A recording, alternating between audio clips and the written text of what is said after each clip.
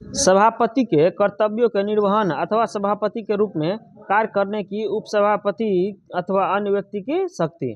91 में क्या है? सभापति के कर्तव्यों के निर्वहन अथवा सभापति के रूप में कार्य करने की उपसभापति अथवा अन्य व्यक्तियों की शक्ति। 92 में जब राज्यसभा के सभापति अथवा उपसभापति को पद से हटाने का संकल्प विचाराधीन हो तब उसका पीठासीन न होना। 92 में। 93 में लोकसभा का अध्यक्ष तथा उपाध्यक्ष। 93 में लोकसभा का अध्यक्ष तथा उपाध्यक्ष। 94 में लोकसभा अध्यक्ष तथा उपाध्यक्ष पद की रिक्ति त्यागपत्र तथा पद से हटाया जाना। अनुच्छेद 94 में। 95 में लोकसभा उपाध्यक्ष अथवा किसी अन्य व्यक्ति का लोकसभा अध्यक्ष के कर्तव्यों के निर्वहन की शक्ति। अनुच्छेद 95 में। 96 में जब लोकसभा अध्यक्ष अथवा उपाध्यक्ष को पद से हटाने का संकल्प जो है विचाराधीन हो तब उसका पीठासीन न होना। सभापति व उपसभापति तथा अध्यक्ष व उपाध्यक्ष के वेतन भत्ते।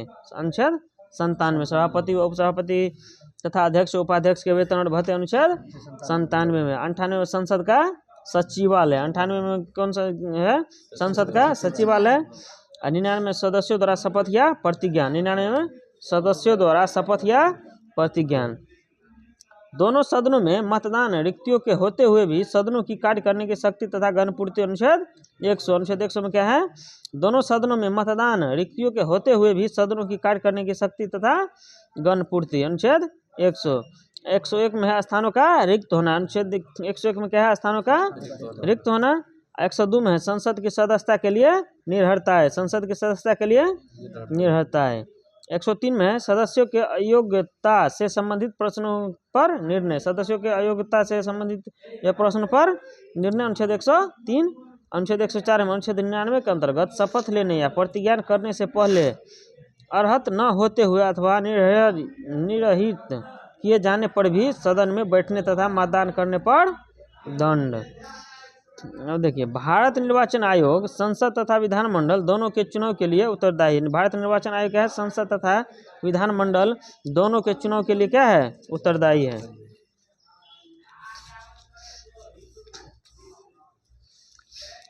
किस राज्य में लोकसभा में अनुसूचित जनजातियों के लिए सर्वाधिक सीट आरक्षित है? मध्य प्रदेश में कितना सीट आरक्षित है? 6 गो सीट आरक्षित है। किस राज्य में लोकसभा में अनुसूचित जनजातियों के लिए सर्वाधिक सीट आरक्षित है? तो मध्य प्रदेश में कितना सीट आरक्षित है? 6 गो आरक्षित है।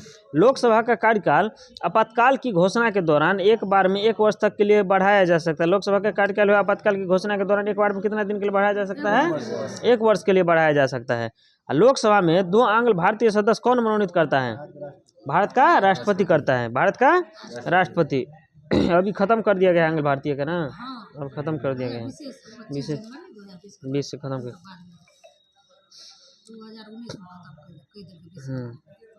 104वें संविधान संशोधन अधिनियम 2019 के द्वारा आंग्ल भारतीय समुदाय से संबंधित व्यवस्था को निर्धारित तिथि 25 जनवरी 2020 से आगे नहीं बढ़ाया गया है। 104वें संविधान संशोधन 19 के द्वारा आंग्ल भारतीय समुदाय से संबंधित व्यवस्था को निर्धारित तिथि 25 जनवरी 2020 से आगे नहीं बढ़ाया गया है। लोकसभा चुनाव में निर्वाचन होने के लिए किसी व्यक्ति की न्यूनतम आयु कितनी निर्धारित है? 25 वर्ष। लोकसभा में 25 वर्ष, राज्यसभा में 30 वर्ष। लोकसभा व राज्यसभा के सर्वाधिक प्रतिनिधि भारत के किस राज्य से आते हैं? उत्तर प्रदेश से। कहाँ से आते हैं? उत्तर प्रदेश। उत्तर प्रदेश में कितना सीट है? नहीं, कौन कहता है? लोकसभा राज्यसभा, लोकसभा का सीट कितना है? लोकसभा का तो 70 है शायद। कितने हैं? 75 होगा सर। एक बार देखिए।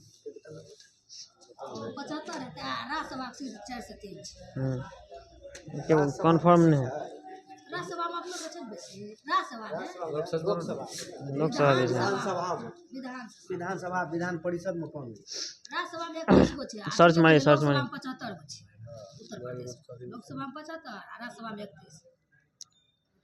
उत्तर प्रदेश के पश्चात लोकसभा में सर्वाधिक सीटें बिहार में कते 16। हाँ, 40। लोकसभा 40 है, राज्यसभा 16। उत्तर प्रदेश के पश्चात लोकसभा में सर्वाधिक सीटें किस राज्य में है? महाराष्ट्र में। कितना है? 48। उत्तर प्रदेश के पश्चात लोकसभा में सर्वाधिक सीटें किस राज्य में है? महाराष्ट्र में 48 है। राज्यसभा एक अस्थायी सदन है क्योंकि इसे विघटित या समाप्त नहीं किया जा सकता। राज्यसभा क्या है? अस्थायी सदन है, इसका विघटन नहीं होता है। क्षेत्रफल की दृष्टि से सबसे बड़ा लोकसभा निर्वाचन क्षेत्र कौन सा है? लद्दाख। क्षेत्रफल की दृष्टि से सबसे बड़ा लोकसभा निर्वाचन क्षेत्र कौन सा है? लद्दाख है। परिसीमन के पश्चात उत्तर प्रदेश में मतदाताओं की संख्या की दृष्टि से सबसे बड़ा लोकसभा क्षेत्र कौन सा है? उन्नाव उत्तर प्रदेश। उन्नाव में परिसीमन के पश्चात उत्तर प्रदेश में मतदाताओं की संख्या की दृष्टि से सबसे बड़ा लोकसभा क्षेत्र कौन सा है? उन्नाव। कहाँ पड़ता है? उत्तर प्रदेश में। लोकसभा का पहला आम चुनाव किस वर्ष हुआ था? 51 92 25 अक्टूबर 1951 से 21 फरवरी 1952 के मध्य। 1951 से 52, 25 अक्टूबर 1951 से 21 फरवरी 1952 के मध्य।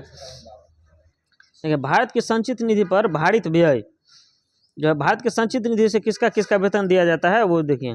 राष्ट्रपति का वेतन, भत्ते एवं उनसे संबंधित अन्य व्यय कहाँ से? भारत की संचित निधि से। राज्यसभा के सभापति, उपसभापति, लोकसभा का अध्यक्ष और उपाध्यक्ष का वेतन भत्ता कहाँ से दिया जाता है? भारत के संचित निधि से। ऐसे ऋण या भार जिनका दायित्व भारत सरकार पर है वो भी कहाँ से? संचित निधि से। उच्चतम न्यायालय के न्यायाधीशों के वेतन, भत्ते एवं पेंशन तथा उच्च न्यायालय के न्यायाधीशों की पेंशन कहाँ से? संचित निधि से। भारत के नियंत्रक एवं महालेखा परीक्षक का वेतन, भत्ते एवं पेंशन कहाँ से? संचित निधि से। ऐसे अन्य व्यय जो संविधान अथवा संसद द्वारा निर्मित किसी विधि द्वारा इस संबंध में भारित घोषित किया जाए उसको भी कहाँ से दिया जाएगा? भारत के संचित निधि से दिया जाएगा। यदि लोकसभा के सभी सदस्य बहुमत से संकल्प पारित कर दे तो लोकसभा अध्यक्ष को उसके कार्यकाल की समाप्ति के पूर्व उसके पद से हटाया जा सकता है। यह लोकसभा का सभी सदस्य बहुमत से संकल्प पारित कर दे तो लोकसभा अध्यक्ष को क्या है? उसके कार्यकाल की समाप्ति के पूर्व भी पद से हटाया जा सकता है। एक वर्ष में लोकसभा के कम से कम कितने सत्र बुलाए जा सकते हैं? 2। एक वर्ष में कम से कम जो है 2 सत्र बुलाना अनिवार्य है। राज्यसभा के सदस्य का कार्यकाल कितने वर्ष का होता है? 6 वर्ष का। सदन जो है विघटित नहीं होता है लेकिन लोकसभा का सदस्य का कार्यकाल 6 वर्ष का होता है। प्रोटेम स्पीकर की नियुक्ति किसके द्वारा की जाती है? राष्ट्रपति के द्वारा। प्रोटेम स्पीकर की नियुक्ति किसके द्वारा की जाती है? राष्ट्रपति के द्वारा। उसका कर्तव्य नवनिर्वाचित लोकसभा सदस्यों को शपथ दिलाना है। क्या है? नवनिर्वाचित लोकसभा सदस्यों को शपथ दिलाना है। 18वीं लोकसभा में प्रोटेम स्पीकर जो है भर्तृहरि महताब है। कौन है? भर्तृहरि महताब 18वीं लोकसभा में था। लोकसभा अध्यक्ष या स्पीकर अपने निर्णायक मत का प्रयोग कब करता है? जब स्थिति दोनों बराबर है। नहीं, देखियो, धन विधेयक या वित्त विधेयक में जो दोनों का बहुमत बराबर है तो जे साइड मतलब लोकसभा अध्यक्ष वोटिंग कर देते। धन विधेयक तरफ तो धन विधेयक या जो वित्त विधेयक तो वित्त विधेयक। देखिए, किसी विधेयक या प्रस्ताव के पक्ष एवं विपक्ष में बराबर मत होने की स्थिति में जो है लोकसभा का अध्यक्ष जो है निर्णायक मत का प्रयोग करता है। लोकसभा के अध्यक्ष प्रथम अध्यक्ष कौन थे? जीवी मामलंकर। लोकसभा के प्रथम अध्यक्ष कौन थे? जीवी मामलंकर।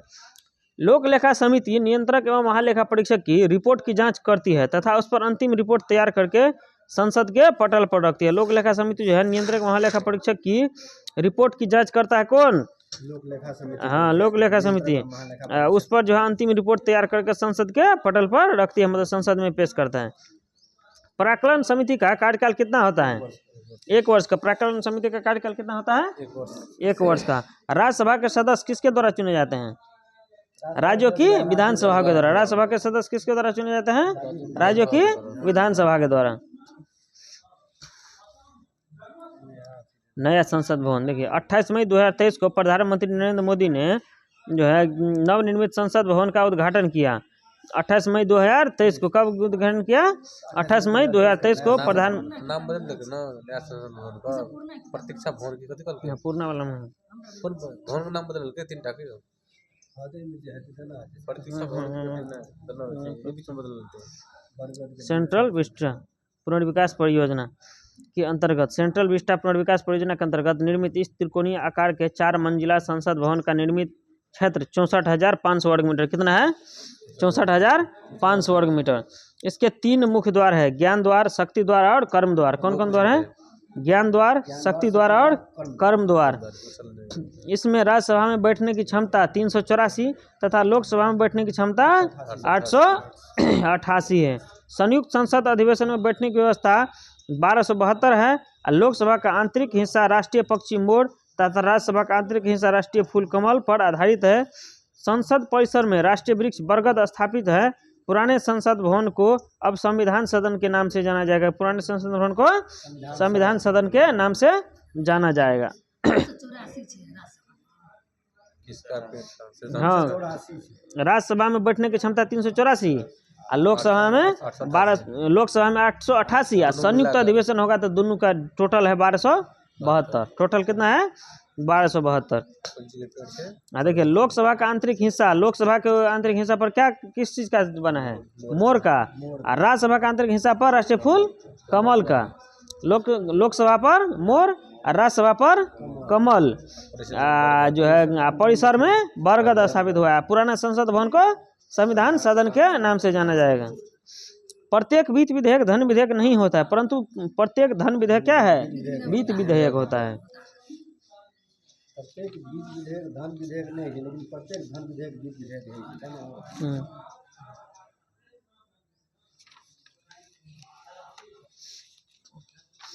जैसे प्रत्येक वृद्धि क्या है? प्रत्येक वृद्धि विकास है, प्रत्येक विकास वृद्धि नहीं है। प्रत्येक वृद्धि विकास पेज नंबर प्रत्येक वृद्धि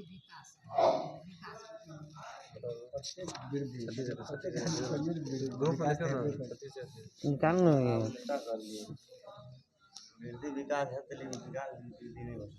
वह हम कहलिए, अहाँ के उल्टा सुनलिए। पेज देखिए ना, पेज देखिए। प्रत्येक कथी कहलिए? प्रत्येक अरे यार, प्रत्येक वृद्धि विकास है, प्रत्येक विकास वृद्धि नहीं है। और प्रत्येक विकास वृद्धि नहीं है। प्रत्येक वृद्धि विकास है, प्रत्येक विकास वृद्धि नहीं कहना है।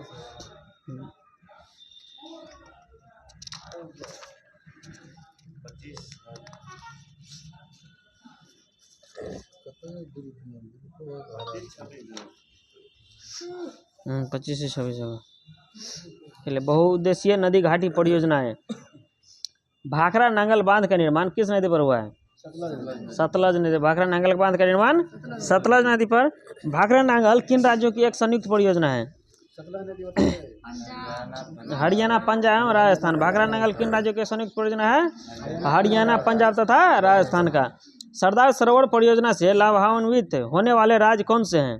मध्य प्रदेश, गुजरात, महाराष्ट्र, राजस्थान। हाँ, गुजरात, महाराष्ट्र, मध्य प्रदेश, राजस्थान। सरदार सरोवर परियोजना गुजरात, महाराष्ट्र, मध्य प्रदेश, राजस्थान। सरदार सरोवर परियोजना जो है किस नदी पर है? नर्मदा नदी पर। सरदार सरोवर परियोजना नर्मदा नदी पर। उसके बाद दामोदर परियोजना में कौन से राज्य सम्मिलित हैं? पंजाब से झारखंड, पश्चिम बंगाल और झारखंड। दामोदर परियोजना पश्चिम बंगाल और झारखंड। सरदार सरोवर बांध से सर्वाधिक लाभ गुजरात राज्य को होता है। सरदार सरोवर बांध से सर्वाधिक लाभ किस राज्य को होता है? गुजरात को। अरे दामोदर पूछना रही है, सरदार सरोवर से पहले पूछना रही। नहीं, सरदार सरोवर पूछना रही। तो स्वर्ण नदी कहते हैं, सरदार दामोदर नदी। दामोदर परियोजना कौन नदी पर? दामोदर तो हुगली नदी पर है ना। हाँ, दामोदर दामोदर हुगली नदी पे आज पश्चिम बंगाल में हुगली नदी है ना। मतलब दामोदर परियोजना। अरे यही में दामोदर परियोजना में कौन सा राज्य सम्मिलित है? तो पश्चिम बंगाल और झारखंड में है दामोदर परियोजना। हुगली नदी। दामोदर नदी हुगली नदी में है। याद नहीं है कन्फर्म, लेकिन चलिए, सरदार सरोवर बांध से सर्वाधिक लाभ किसको होता है? गुजरात को। सरदार सरोवर बांध से जो है सर्वाधिक लाभ गुजरात को, जबकि सबसे कम लाभ मध्य प्रदेश को। सबसे कम लाभ किसको होता है? मध्य प्रदेश को। ओंकारेश्वर परियोजना किस नदी पर स्थित है? नर्मदा नदी पर। ओंकारेश्वर परियोजना किस नदी पर स्थित है? नर्मदा नदी पर। हीराकुंड बांध किस राज्य में स्थित है? उड़ीसा में। कौन नदी पर बना है? महानदी पर। हीराकुंड बांध महानदी पर कहाँ स्थित है? उड़ीसा में। भारत का सबसे पुराना जल शक्ति उत्पादन केंद्र कौन सा है? शिव समुद्रम। भारत का सबसे पुराना जल शक्ति उत्पादन केंद्र कौन सा है? शिव समुद्रम। तपोवन और विष्णुगढ़ जल विद्युत परियोजना है किस राज्य में स्थित है? उत्तराखंड में। तपोवन और विष्णुगढ़ जल विद्युत परियोजना किस राज्य में स्थित है? उत्तराखंड में। नागार्जुन सागर परियोजना किस नदी पर निर्मित है? कृष्णा नदी पर। नागार्जुन सागर परियोजना कृष्णा नदी पर है। नागार्जुन सागर परियोजना किन दो राज्यों में स्थित है? है आंध्र प्रदेश तेलंगाना इस साइड है, तो वो तो नागार्जुन सागर परियोजना जो है आंध्र प्रदेश और तेलंगाना, नागार्जुन सागर आंध्र प्रदेश और तेलंगाना। बहुउद्देशीय पोलावरम सिंचाई परियोजना ओडिशा, छत्तीसगढ़, आंध्र प्रदेश एवं तेलंगाना राज्यों के मध्य विवादित है। बहुत पोलावरम परियोजना जो है ओडिशा, छत्तीसगढ़, आंध्र प्रदेश और तेलंगाना राज्यों के मध्य विवादित है। गांधी सागर बांध किस परियोजना का भाग है? चंबल परियोजना का। गांधी सागर बांध किस परियोजना का भाग है? चंबल परियोजना। जवाहर सागर बांध किस राज्य में स्थित है? राजस्थान में। जवाहर सागर बांध किस राज्य में स्थित है? राजस्थान में। और टिहरी बांध उत्तराखंड में किस नदी पर निर्मित किया गया है? भागीरथी नदी पर। टिहरी बांध किस नदी पर निर्मित किया गया है? भागीरथी नदी पर। तिलैया, मेथौन एवं बेलपहाड़ी बांध किस नदी पर निर्मित है? बराकर नदी पर। तिलैया, मेथौन और बेलपहाड़ी बांध किस नदी पर निर्मित है? बराकर नदी पर। दामोदर घाटी निगम की स्थापना किस वर्ष हुई थी? 1948 में। दामोदर घाटी निगम की स्थापना वर्ष 1948 में। सतलज नदी पर बनाए गए हिमाचल बांध का मुख्य उद्देश्य जो है भाखरा बांध में आने वाली तलछट मिट्टी को रोकना था। सतलज नदी पर बनाया गया हिमाचल बांध का मुख्य उद्देश्य क्या था? कि भाखरा नांगल बांध में आने वाली तलछट मिट्टी को रोकना है। भारत में प्रथम जल विद्युत संयंत्र की स्थापना कहाँ की गई थी? दार्जिलिंग। भारत में प्रथम जल विद्युत संयंत्र की स्थापना कहाँ की गई थी? दार्जिलिंग में की गई थी। अब देखिए, भाखरा नांगल, नाफ्ता, झाकड़िया, कोल बांध किस नदी पर? सतलज नदी पर। भाखरा नांगल, नाफ्ता, झाकड़ी और कोल बांध सतलज नदी पर। भाखरा नांगल, नाफ्ता, झाकड़ी और कोल बांध सतलज नदी पर। किशन गंगा तुलबुल परियोजना झेलम नदी पर। किशन गंगा तुलबुल परियोजना झेलम नदी। सलाल दुलहस्ती बगलिहार चिनाव नदी। सलाल दुलहस्ती बगलिहार चिनाव नदी। थीन चमेरा परियोजना रावी नदी। थीन और चमेरा परियोजना रावी नदी। पोंग व हड़ी के बांध ब्यास नदी। पोंग व हड़ी के बांध ब्यास नदी। टिहरी बांध और फरक्का बांध गंगा नदी। टिहरी बांध और फरक्का बांध गंगा नदी। टिहरी बांध ना भागीरथी नदी कहले छै, कहना है लेकिन भागीरथी गंगा नदी। भागीरथी अलकनंदा मिलकर गंगा के नदी बने तो द्वारा गंगे बने। लखवर ब्यासी बांध यमुना नदी। लखवर ब्यासी बांध यमुना नदी। कालागढ़ बांध या रामगंगा परियोजना रामगंगा नदी। कालागढ़ बांध या रामगंगा परियोजना रामगंगा नदी। घाघरा नदी पर घाघरा बांध। शारदा नदी पर शारदा बांध। तिरवनी के पास बैरेज किस नदी पर? गंडक नदी पर। तिरवनी के पास बैरेज किस नदी पर? गंडक नदी पर। कोसी परियोजना कोसी नदी पर। कोसी परियोजना कोसी नदी पर। चलिए, गांधी सागर, राणा प्रताप सागर और जवाहर सागर चंबल नदी। गांधी सागर, राणा प्रताप सागर और जवाहर सागर चंबल नदी पर। सागर सागर रहेगा तो कौन नदी? चंबल नदी। माता टीला बांध राजघाट बांध बेतवा नदी। माता टीला था बेतवा। माता टीला बांध और राजघाट बांध बेतवा नदी। डेहरी में सिंचाई बरास बांध सागर बांध सोन नदी। डेहरी में सिंचाई बरास बांध सागर बांध कहाँ है? सोन नदी। पंचेत हिल, तिलैया, कोनार, अय्यर, बगरमो बांध मैथान दामोदर नदी। कहाँ पर? दामोदर नदी। पंचेत हिल, तिलैया, कोनार, अय्यर, बरगमो बांध और मैथान कहाँ? कौन सा नदी? दामोदर नदी। राजमुंदरी के निकट एनिकट बांध गोदावरी नदी। राजमुंदरी के निकट एनिकट बांध गोदावरी नदी। श्री सैलम और नागार्जुन सागर बांध कृष्णा नदी। श्री सैलम और नागार्जुन सागर कृष्णा नदी। मलपुरम के निकट तुंगभद्रा बांध तुंगभद्रा नदी।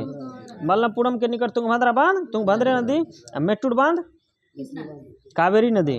मेट्टूर बांध कावेरी नदी। महेश्वर बांध, इंदिरा सागर बांध, अंकलेश्वर बांध, सरदार सरोवर बांध कौन नदी? नर्मदा नदी।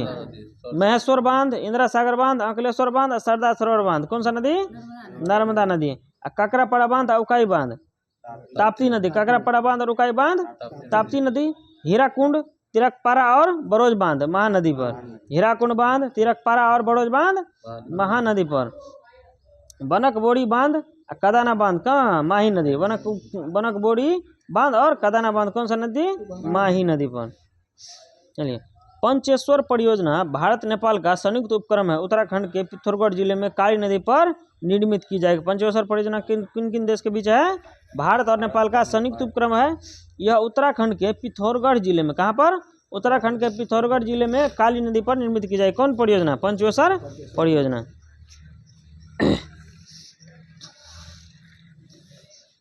चलिए देखिए, भारत एवं उसके पड़ोसी देशों के बीच प्रमुख नदी समझौता। देखिए, शारदा या महाकाली ये संबंधित देश कौन सा है? नेपाल। किसके साथ हुआ है? नेपाल के साथ। वर्ष 1996 में महाकाली संधि, जिसमें पंचवेश्वर बहुउद्देशीय परियोजना क्या है? शामिल है। पंचवेश्वर बहुउद्देशीय परियोजना शामिल है।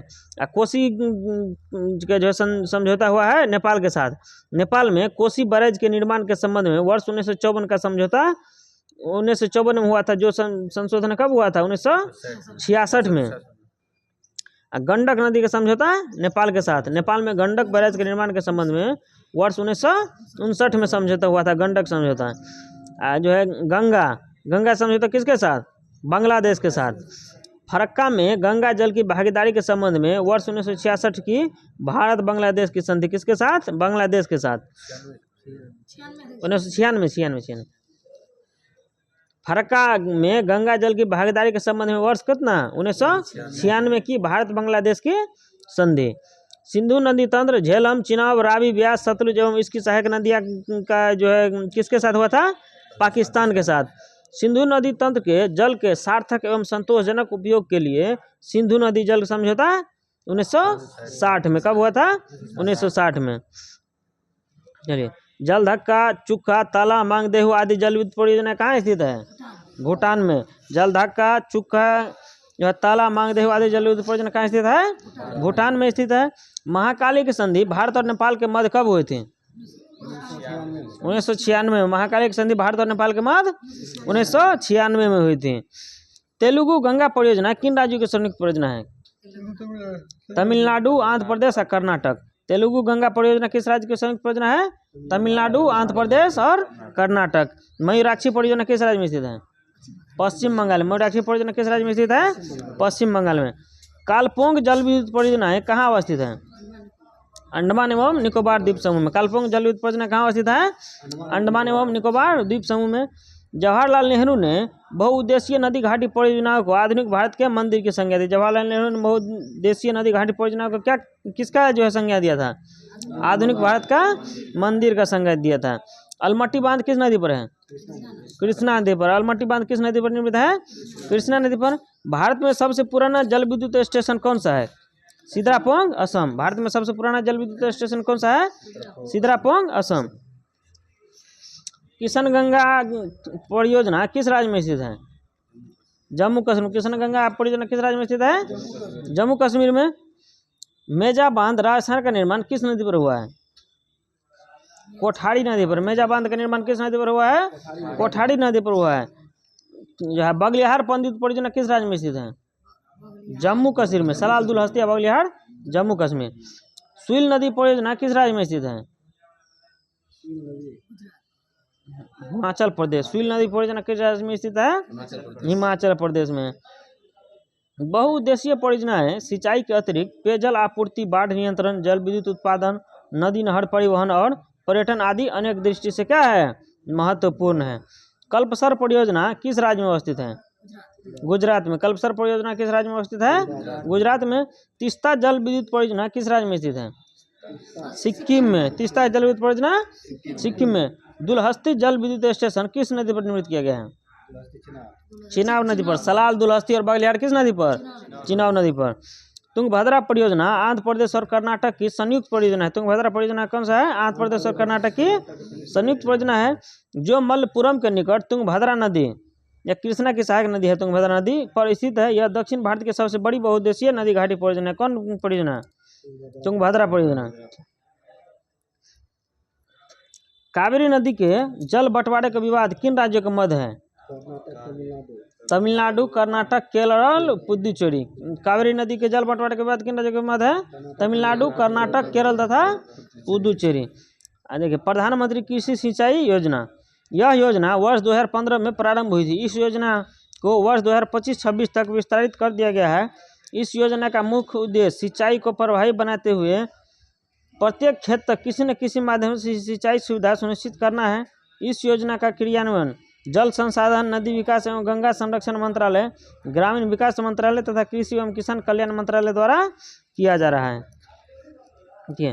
भारत राष्ट्रीय जल परियोजना, कोसी मेची परियोजना, कोसी और घाघरा नदी को जोड़ता है। कोसी मेची परियोजना कोसी और घाघरा, गंडक और गंगा, घाघरा और यमुना को, गंडक और गंगा घाघरा यमुना को जोड़ता है। शारदा यमुना गंगा दामोदर और स्वर्णरेखा, शारदा यमुना गंगा दामोदर और स्वर्णरेखा। महानदी गोदावरी, गोदावरी या कृष्णा, महानदी गोदावरी तो गोदावरी कृष्णा।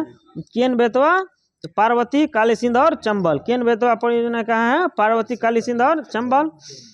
पार तापी नर्मदा दमन गंगा पिंजाल, बेदती वर्धा नेत्रवती हेमावती। कौन कौन जो है नदी, जो नदियाँ हिमालय निर्माण के पूर्व से प्रवाहित होती आ रही है उन्हें क्या कहा जाता है, पूर्ववर्ती नदियाँ। हिमालय निर्माण से पूर्व होती आ रही है उसको क्या कहा जाता है, पूर्ववर्ती नदियाँ। पूर्ववर्ती नदियाँ का उदाहरण बताइए तो। पूर्ववर्ती नदी कोसी गंगा दामोदर ऊपर से जते नदी आवे छै ने उ हिमालय के काट के आवे छै। एमे खाली गोदावरी कृष्णा कावेरी और नहीं हाथ देखे जे सब सब हेतै सब। नहीं ई तो थोड़ा द्वीपीय भाषा सिंधु से तऽ गंगा आते ब्रह्मपुत्र आते नहीं यो गंगा के उद्गम कतऽ छै, गंगा के उद्गम भारते में छै ने। गंगा नहीं गंगा के उद्गम तो निकले छै ना आ तो देव पूर्ववर्ती प्रयाग मतलब पूर्व मतलब बंगाल खाली जते नदी गिरे छै ओकरा पूर्ववर्ती नदी कहै हां ठीक है हां सही बात छै। हां बंगाल के खाड़ी में गिर जते नदी के वहां गंगा गिरते ना सब पूर्ववर्ती। और यस है कौन ताप्ती यहाँ जे ब्रह्मपुत्र आबै जे बनल नदी से देखै छै से ई कहे के मतलब भेलै जे जते जेना और सागर निकले